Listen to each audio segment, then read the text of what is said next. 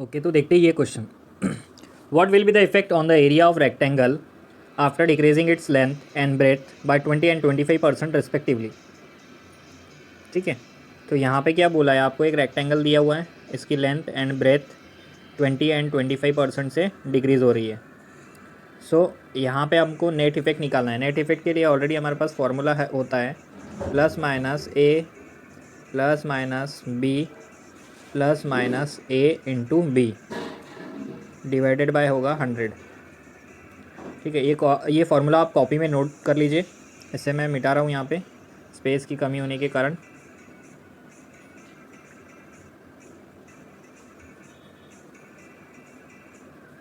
अब हमको यहाँ पे इस रिस्पेक्टिव फार्मूला में वैल्यूज़ पुट करने हैं।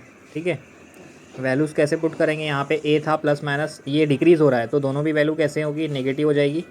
सो हमें क्या लेना है, ए ये भी माइनस में आएगा, बी जो ब्रेथ था वो भी माइनस में आएगा। यहाँ पे A and B are related to length and breadth. Okay, so A is for length and B is for breadth. Then इन दोनों का मल्टीप्लिकेशन करना है। मल्टीप्लिकेशन करेंगे तो दोनों साइन को हमको कंसिडर करना पड़ेगा। -20 एंड -25 दोनों का मल्टीप्लिकेशन होगा +500 एंड यहाँ पे डिवाइडेड बाय था 100। 20 cancel, -20 and -25 is -45 plus 5, then answer is -40। So net effect कितना हो गया, -40%। In this way you have to solve this problem. And one more thing is that कि यहाँ पे जैसे आपको दोनों भी चीज़ें लेंथ एंड ब्रेथ डिक्रीज़ हो रही है, कभी कभी वो दोनों इंक्रीज़ हो सकता है, या तो एक इंक्रीज़ होगा एक डिक्रीज़ होगा। ठीक है, ऐसे भी चल सकता है problem. It can be very according to the conditions.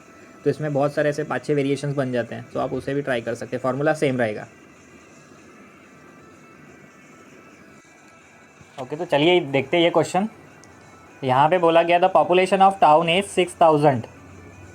It increases 10% during the first year and it increases 25% during second year and then again decreases by 10% during the third year. What is the population after 3 years? आपको क्या निकालना है, population after 3 years। अभी देखिए इसको solve कैसे करते हैं, कंसेप्ट आप लोग समझ लीजिए। आपको जो पॉपुलेशन दी गई है वो एज इट इज़ यहाँ पे प्लेस करके रखना है। 6000 ये पॉपुलेशन ऑलरेडी दिया हुआ है। ठीक है, अब यहाँ पे फर्स्ट ईयर में क्या हो रहा है, पॉपुलेशन कितना इंक्रीज़ हो रहा है, 10% से। तो हमको क्या लिखना पड़ेगा, यहाँ पर 10% हम इंक्रीज़ करेंगे। कितना हो जाएगा, 10% अगर इंक्रीज़ किया तो 110 डिवाइड बाय 100 हो जाएगा। फिर सेकंड ईयर में कितना, 25% इंक्रीज़ हो रहा है, मीन्स यहाँ पे हमको कितना लिखना पड़ेगा, 125 डिवाइड बाय 100। देन उसके बाद क्या होगा, अगेन डिक्रीजेज बोला है बाय 10%। अगर डिक्रीज़ बोला है तो यहाँ पे क्या होगा, 10% माइनस कर दो, मतलब 90 डिवाइड बाय 100। ठीक है, अब यहाँ से आपको बस कैंसिल करके आंसर निकालना है। ठीक है, कैंसिल कैसे होगा, यहाँ पे 0 ये जो है इजीली इसको पहले क्या कर दीजिए, कैंसिल कर दीजिए। यहाँ पे ये 25 5 से जाएगा, 25 4 से जाएगा, 0 ये कैंसिल हो जाएगा। ठीक है, और क्या बचा, यहाँ पे 4 और 16 का कितने बार जाएगा, 4, ये 15 टाइम्स जाएगा, 15 4 60 होता है। ठीक है, ऐसे आपको करके पूरा यहाँ पे देखिए, और एक 0 और एक 0 यहाँ पे कैंसिल हो जाएगा। तो 15 × 11 × 5 × 9 अगर आप ये करेंगे तो आपको आंसर मिल जाएगा। ये आंसर मैं निकालूंगा नहीं, आप मुझे कमेंट में बताइए। ठीक है, वैसे भी यहाँ पे स्पेस का मतलब कम है। ठीक है, ये कैलकुलेशन पार्ट नहीं था, सिर्फ हमारा पार्ट था कि हमको कंसेप्ट समझना चाहिए। होप कि आपको कंसेप्ट समझ में आया होगा। अब ये इंक्रीज़ और डिक्रीज़ ऐसे ही होगा। ठीक है, इंक्रीज़ हुआ तो आप वहाँ पे 10% इंक्रीज़ कर लीजिए, जितना भी इंक्रीज़ हुआ है वो आपको 100 में ऐड करके वहाँ पे लिख देना है। ठीक है, और डिक्रीज़ होगा तो वहाँ पे 100 में से आप क्या करोगे, डिक्रीज़ करके वहाँ लिख दोगे। ये कंसेप्ट यही रहेगा। ओके, सो आंसर मेरे को कमेंट में निकाल के बताइए, हम लोग चेक करेंगे इससे सही है या गलत है।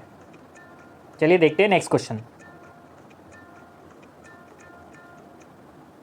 Okay, so the question is in annual examination Ankita got 10% marks less than Ekta in mathematics and Ankita got 81 marks. Then the marks of Ekta are, देखो क्या निकालना है, मार्क्स ऑफ एकता निकालना है। ठीक है, यहाँ पे देखिए पहले तो हमें इक्वेशन बनानी है। इक्वेशन कैसे आएगी, देखिए यहाँ पे कंडीशन क्या दिया हुआ है, 2 कंडीशन यहाँ पे आपको स्पेसिफाई की गई है। एक तो अंकिता दिया हुआ है और एक दिया हुआ है एकता। ठीक है, और यहाँ पे टोटल 100% होता है। अब देखिए अंकिता का कितना लेस है, 10% लेस है एकता से। क्वेश्चन में क्या बोला, अंकिता को 10% मार्क्स लेस देन एकता, एकता से 10% लेस है। और यहाँ पे अंकिता के मार्क्स दिए हुए हैं कितने, 81। अगर ये 10% लेस है मतलब ये क्या हो गया, 90% इक्वल टू 81। मतलब हमें एक कंडीशन मिल गई है कि 90% इक्वल टू ये आ गई है, ठीक है। तो अभी ये मार्क्स ऑफ एकता कितने होंगे, 100%। हमने कंसिडर किए थे ना 100%, तो यहाँ पे अभी अपने को निकालना क्या है, 100%। ठीक है, ये कंडीशन आप ध्यान में रखिए। इसे मैं यहाँ से ऊपर से थोड़ा रब कर देता हूँ ताकि यहाँ पे अपने को स्पेस मिल जाए। हमारा इक्वेशन क्या बन गया, 90% इक्वल टू 81 मार्क्स। ये हम यहाँ पे लिख लेते हैं, मतलब 90% इक्वल टू कितना आ गया था, 81। अब पहले अपने को 100% निकालना है, तो पहले हम यहाँ पे 1% निकाल लेते हैं। 1% कितना आएगा, 81 डिवाइड बाय 90।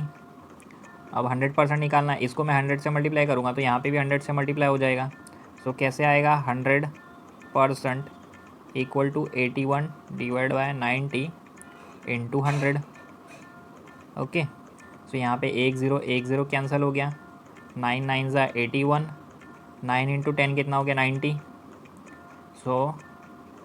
हमें आंसर कितना मिला, एकता के मार्क्स कितने होंगे, 90। समझ में आ रहा है। तो इस तरीके से ये प्रॉब्लम सॉल्व होगा।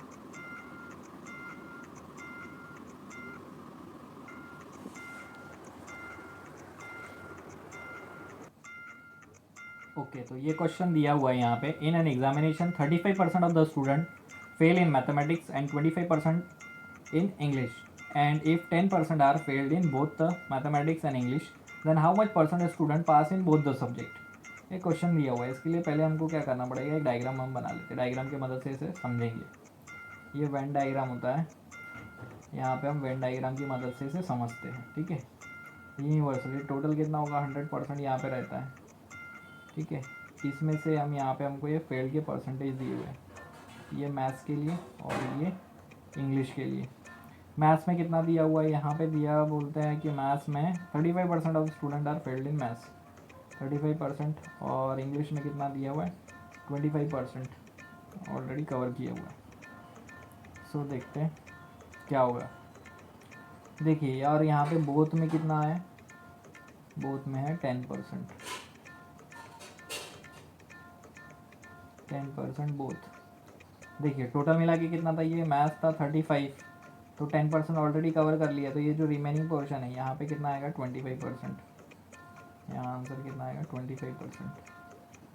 अब यहाँ पे टोटल मिला के कितना था, 25%, ये 10% तो कवर कर लिया, तो रिमेनिंग पोर्शन कितना होगा, 15%, तभी मिला के टोटल होगा 25%, ठीक है। अब ये जो टोटल जो सर्कल हमने किए हैं मैथ्स और इंग्लिश के, ये टोटल आप यहाँ पे कर लीजिए, ये आपको फेल वाले टोटल कैंडिडेट मिल जाएंगे, 25%, 10% एंड प्लस क्या करेंगे, एक लास्ट 15%, ठीक है। इसका टोटल निकालेंगे तो ये होगा 35 और ये 50%। ये टोटल कैंडिडेट कितने फेल वाले इतने मिल गए, तो पास वाले कितने होंगे, 100 माइनस 50%, ये फेल वाले कर दो, 100 माइनस 50% कर दिया, तो आपको आंसर क्या मिलेगा, 50%। मतलब पास भी कितने हुए, 50% स्टूडेंट। आपको पूछा गया था how much percent student pass in both the examination, तो बोथ एग्जामिनेशन में 15% स्टूडेंट पास हुए हैं।